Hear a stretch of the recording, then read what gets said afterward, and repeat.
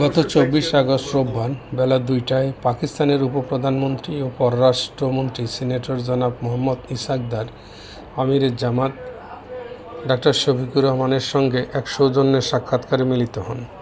এ সময় তার সাথে ছিলেন পাক প্রধানমন্ত্রীর বিশেষ সহকারী মিস্টার আরিফ বাজওয়া, পাক পররাষ্ট্র মন্ত্রণালয়ের ডিরেক্টর জেনারেল সাউথ এশিয়া ও সার্ক মিস্টার ইলিয়াস মেহমুদ নিজামী, ঢাকাস্থ পাকিস্তান হাইকমিশনের high commissioner mister Imran Haider, deputy high commissioner Mohammad Wasif এবং political councillor mister Kamran Dangal.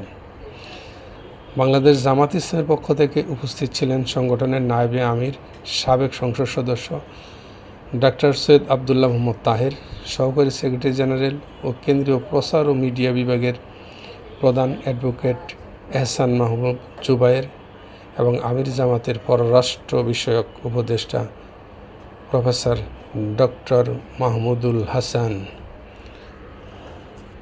জন্য সাক্ষাৎ করতে এসেছিলেন। ওনারা সেখানে প্রায় আমরা আধা ঘন্টার মতো ছিলাম।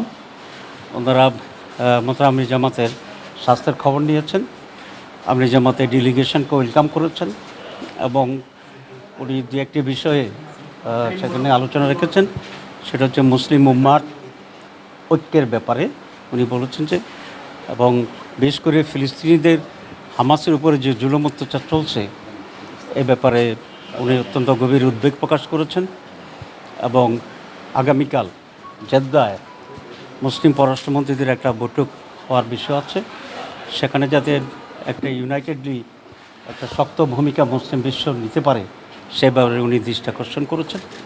পাকিস্তানের সফররত উপরাষ্ট্রমন্ত্রীও ইসরায়েলের ব্যাপারে ওনাদের কনসার্ন পেশ করেছেন এবং বলেছেন মুসলিম উম্মা আর এটা সম্মিলিত দায়িত্ব এবং পরে সকলে তারা ভূমিকা পালন করে।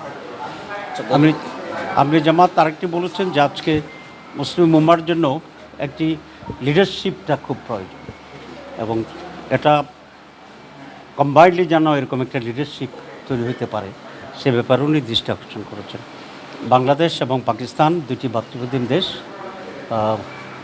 উনি দৃষ্টি আকর্ষণ করছেন। পারস্পরিক স্বার্থ সংশ্লিষ্ট বিষয় আছে, কী কী বিষয়ে আমরা একসাথে কাজ করতে পারি, একটা জয়েন্ট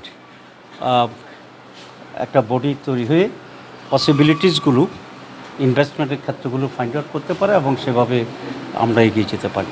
মূলত এটাই জিনিস ছিল। না, এটা তো বিদেশের সাথে নির্বাচনের কথা আমরা কেন বলবো? আমরা দেখেছি যে 5 আগস্টের আগে পাকিস্তানের সাথে আমাদের সম্পর্ক একরকম পরিস্থিতি ছিল।